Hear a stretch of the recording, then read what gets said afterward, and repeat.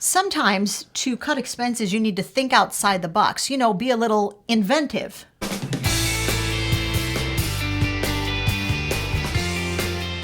We all have that one friend, the frugal friend, that when you're stuck or when you think you just came up with an incredibly brilliant idea of a way to save money on expenses, you call that frugal friend and say, hey, what do you think of this? And it's this synergy that happens when all of a sudden you start throwing ideas back and forth and you come up with ways to save money that are completely outside of the box, but they make perfect sense. We have a friend like that. We call her our Fru-Gal from Wisconsin, our Wisconsin Fru-Gal. She sent me an email last week that was filled with 10 inventive ways to cut back on expenses, and they're brilliant, and that's what we'll share in today's Coffee Chat. Welcome to this month's Coffee Chat, and we're changing the direction of our Coffee Chat for this time, and we're having tea. We would love to know what you're drinking while you're watching this video. As always on Coffee Chat, once a month on the Coffee Chat program, we feature small, locally owned business. And this month, it is Bulk Herb Store. And I decided to feature their creamy pumpkin pie tea on this month's Coffee Chat because that is what we had for Thanksgiving this year. I posted a photo of the tea on my Instagram account, and immediately people started saying, what is that tea and where can I get some? So in response to that, here is the tea. I'm going to tell you exactly what it's like and what it tastes like, and I'm going to tell you where you can get some, and I will leave that link for you guys in the description of the video. It is from Bulk Herb Store. They sell organic teas and also herbs and spices. They also have blends that you can use to make some salves or tinctures. And the creamy pumpkin pie tea it's caffeine free, and it's a combination of red rooibos tea, cinnamon chips, orange peel, ginger root, and cloves. And it tastes like you are drinking a pumpkin pie. It is the most glorious tea in the whole world. We absolutely love it. And there you go. For Coffee Chat, we are drinking creamy pumpkin pie tea. Bulk Herb Store, guys. We're going to leave a link for it in the description of this video. Yeah. Back to our Wisconsin Fru-Gal friend. What did she send me in this email that was so striking that I thought I'm going to share all 10 of her tips with you? Well, they are amazing. Let's start out with tip number 1. These are inventive ways that you are going to cut expenses from your budget. The first tip that she gives is save your seeds. Now, if you're growing something in your house, chances are it's giving off some seeds. And oftentimes we don't think about saving them, but here are some of her tips and recommendations on saving seeds. Countless videos on YouTube shows you how to harvest every plant you can think of. It's easy to do. Seed packets can be as expensive as $6 a pack in the spring, and that's if you're buying them. Also, barter seeds with neighbors. They'll happily strip dying plants of their seeds for your benefit and you for theirs. It's free and fun. What a great idea. Tip number 2, save those jack-o'-lantern shells. She gives some really interesting insights into how she gets jack-o'-lantern shells because she doesn't really carve pumpkins and put them on her own front porch personally. She recommends an app. Tell us in the comment section if you've ever used it. It's called Nextdoor. That's the name of the app. Do you have it? Do you use it? She does, and she does use it. On Nextdoor app, you can post things in your general geographic area that you are either looking for, you want to sell, or you want to give away. In this case, she put on Nextdoor app, she said, hey, I really would love to come to your front porch. I'll just collect your jack-o'-lanterns after Thanksgiving is over, and I'll take them off your hands. She had a bunch of people that did that. She went in her general area, picked up the jack-o'-lanterns, brought them back home, put them on top of her garden space because over the winter, they will decompose, they will enrich the soil, and not only that, super big bonus, she said every year, she never ever has to buy pumpkin seeds because inevitably some of those seeds that are from the pumpkins that are decomposing, she will get volunteer pumpkin plants. So she watches for them in the spring and then she digs them up and moves them to a specific place in her garden bed, allows them to grow, and she gets free pumpkins every single year. What a great way to get some free fertilizer. You can also do this with fall leaves. You can collect your neighbor's leaves. You can put this on your mulch pile, and this will serve as an additional way to fertilize the soil over the wintertime. Do make sure you ask your neighbor first before you collect their Yeah. leaves. That's just the only caveat that I'm putting out there. I'm sure they'll be quite happy for you to take their leaves once they know what you're doing. All right, we're going to have some more Wisconsin Fru-Gal tips and strategies coming your way. But first, let's just you and I talk for a hot second about lowering your monthly expenses. Larry and I, for years, kept our monthly expenses super duper low because we were raising 4 kids on a low income, and we had some great big goals that we wanted to reach. Now, if you want the inside scoop on exactly how we did that, what expenses did we lower, what was the process like, we wrote an ebook that gave you our top 10 tips for radically reducing your expenses. It gives all the information, step-by-step instructions, as well as checklists for every single tip that we give you. You can request it. I mentioned it's free, and there will be a link to it in the description of this video. While you're taking that short break, make sure that you hit the like button, and if you're not subscribed, subscribe. Tip number 3, she entitled this is her, the way she phrased it, turn veggies into meat. She has a really large garden, if you haven't guessed that by now. And her brother is a hunter. He hunts venison. So they trade, they barter every year. He gives her venison, about 40 pounds of venison. Wow. She gives him produce from her garden that's not just produce, no, because it's her brother, guys. She processes it. She cuts it into chunks. She puts it in freezer bags for him. She does the whole job for him because what she's getting in return is venison that is already in those nice little packages for her to put right in her freezer. So they trade like for like. And in essence, what she's doing is turning her excess veggies, which are coming out her ears by the time she gets to August, and she's turning those vegetables into free meat for the entire winter. So look what you can do with dear family members. Her next tip is birthday fun as a birthday gift. So rather than going out and buying a real expensive gift for somebody who has a birthday, this is somebody that you know really well, maybe you could do something a little different. It won't be as expensive, and it'll probably end up being more meaningful. And that's spend some time with that loved one. Carve out, let's say, a 3-hour time period in the evening where you can go over and just spend some time, talk about what's important to that person, and just really focus on them. Make sure that they are the most important subject in your talk. Or take them to an experience that would be meaningful for them. She gives this example. Her new son-in-law loves being out, taking walks in nature.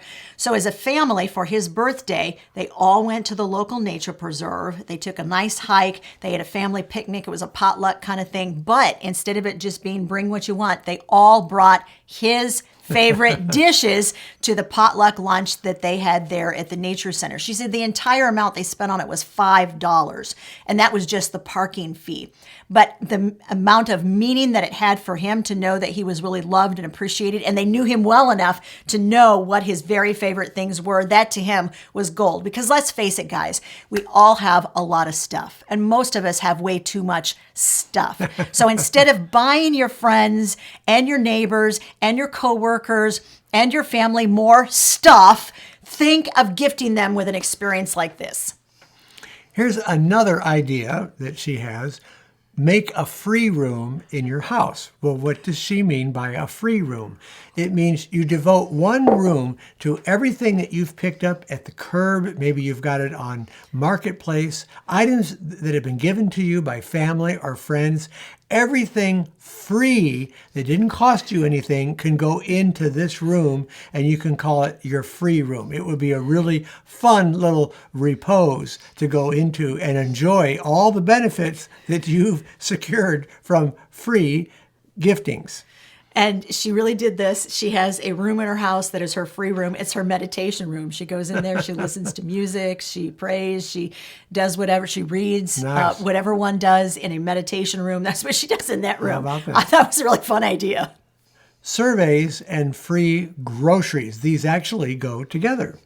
All right, I'm going to read to you from her email because this was a really interesting and fun way of looking at doing surveys. So she calls answering surveys oddly relaxing for her. She picks up free groceries though. So she'll do enough surveys She does 3 surveys in the morning, 3 surveys in the evening. Takes her about a half hour in the morning, half hour in the evening. And that nets her a $5 gift card to Walmart or Kroger, someplace where one buys groceries. Now, instead of just looking at that $5 as a free $5 to spend on, I don't know, maybe a quart of ice cream if you never buy ice cream, something fun. She looks at that $5 as something that she can parlay into more than $5 worth of food. So the only thing that she buys with those gift certificates that she earns from doing these surveys are items that are deeply on sale, deeply discounted, or on markdown or clearance. So they have to be really great deals. She estimates that she pays about 25 to 33% of the retail value. So she's thinking in terms of a $5 gift card, buying $15 worth of food every time she walks into the grocery store. So she's actually making that survey bonus go a lot further, and therefore she's actually making more than, let's say, $5 for each one. This next one, Larry is super duper good at, and that is rebates, rebates, rebates. Well, I think rebates are a very attractive way to purchase items. And Menards is, I think, one of the very best stores, at least in this area, for offering regular rebates. They'll put their entire inventory into that splurge. So you're able to purchase an item at their regular price and then get that 11% off from their rebate if you send it in. Make sure that you're mailing in enough for a rebate to make up the cost of the stamp, which I do. I don't have any problem doing that. But rebates can really save you money. But here's the thing. Once you get that rebate in the mail, maybe you've gotten a couple of rebates from Menards, make sure that you're purchasing things that you really, truly need with that money. Don't just buy fluffy stuff because you've got the money from it now. Buy things that you really need that are on your list that you could really use at Menards. I don't believe they have an expiration date, so you can hold those. We actually have a place that we keep those handy, so when we need to go to Menards, we check that rebate area and then we can get some money off. What's nice about the rebates too is that even if that item is, you bought it on sale, you're still going to get that 11% rebate back on top of the sale price. And as always, think in terms of practicality. Somebody told us, tell us in the comment section if you know this is for real. You've always had to send Menards rebates in via the U.S. Postal Service. Somebody tell us. I heard a viewer say a while back that Menards is now online as well and that you can file those rebates online. We have never seen it. So if you know where that's at, tell us, will you? And the reason I mention that is because oftentimes people choose to do Home Depot over Menards because Home Depot does the 11% rebates oftentimes, and they are all online. So it's so much easier to go ahead and file for your rebate and then make sure it's all sent in and you don't have to worry about the postage stamp. Let us know. Another area that you can look very closely at is filling your social calendar with events without spending any money on them. So that means that you're going to go out with friends and family and important people in your life without having to spend money and incur a cost to you. I'll let Hope kind of talk about this one. Yeah, we all need human engagement, right? Yeah. But I think the problem is that people always ask us to do things that cost money, and that becomes a conundrum after a short time, especially when you're where we are in life and we totaled up all of our fun money expenses for the year, and we are out, y'all, for the next 5 weeks, which this is not a good time of the year to be out of fun money. I'm just going to say no more fun. We can't go out to a restaurant for the next 5 weeks. I'm like, this is Christmas, man. We did not plan that well at all this year. So let's just say that you have a certain amount of money that you've set aside for recreation and you're thinking, I'm constantly running out. There are so many other things that you can do to sort of fill that need for social engagement without spending money. There are a lot of community type groups that you can join that won't cost you a penny to join, or they're very, very low fee. A lot of those types of groups meet at the public library. And then you can also join church type groups like a community Bible study or something like that. And once again, not going to cost you a penny. And if a friend wants to get together, ask them to come over for coffee that you make at your house, or tea that you make at your house. Or you might just ask them to say, go for a walk at a local park, something like that. Go somewhere where it's not going to cost you any money. But to be honest, It is so much easier to have in-depth, meaningful conversations and moments with people when you are doing something like that than if you're sitting at a noisy restaurant. It's my opinion. You know, we're all in the same boat, and this is especially true when it comes to the inflation that we're experiencing right now.